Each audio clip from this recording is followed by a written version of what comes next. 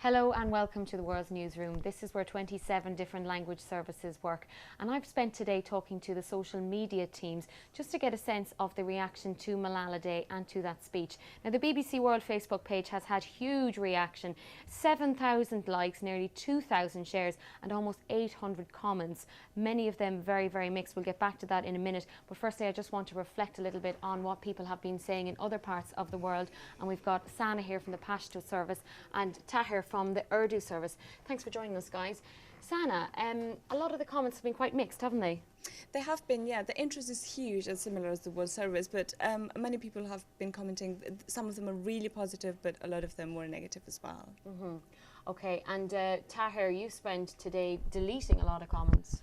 Yes, we had a lot of interest right in the beginning. We got a lot of comments and majority of them were negative. 90% of them were negative, more than 90%. I have deleted around 50-60 comments that were naked abuse against Malala, calling her names and bad things.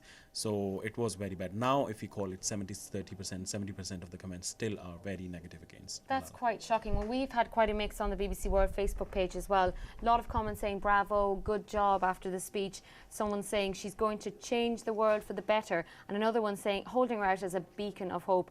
Augustino J in Kenya saying the struggle for women's rights in education has just begun. Let's take Malala, the Malala struggle, to the whole world.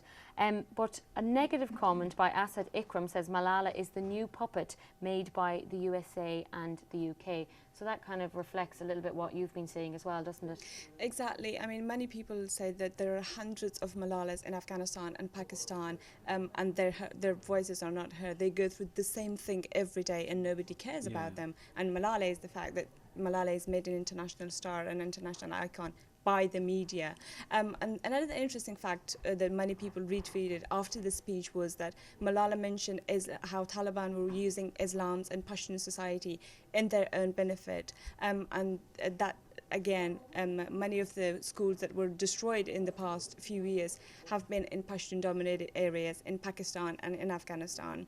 And one interesting thing that Malala mentioned at the beginning of her speech was that I am wearing a shawl of Benazir Bhutto.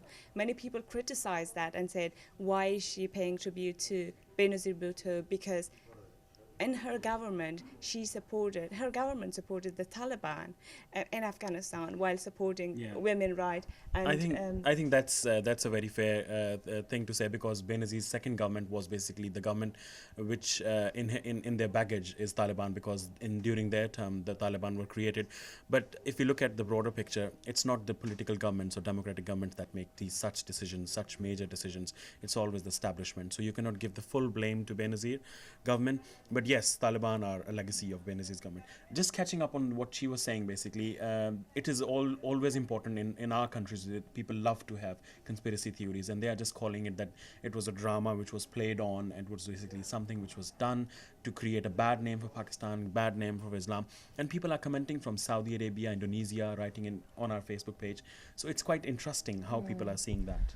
But the fact that it was Education Day, and she mentioned Benazir on her birthday. On her birthday as well, and she said people are saying that, well, this is not really, Benazir is not really a good role model, because she literally supported the Taliban, and Taliban stopped women from education. And I think that's a fair thing to say, because education is one of the agenda, and that is why Malala is being appreciated everywhere.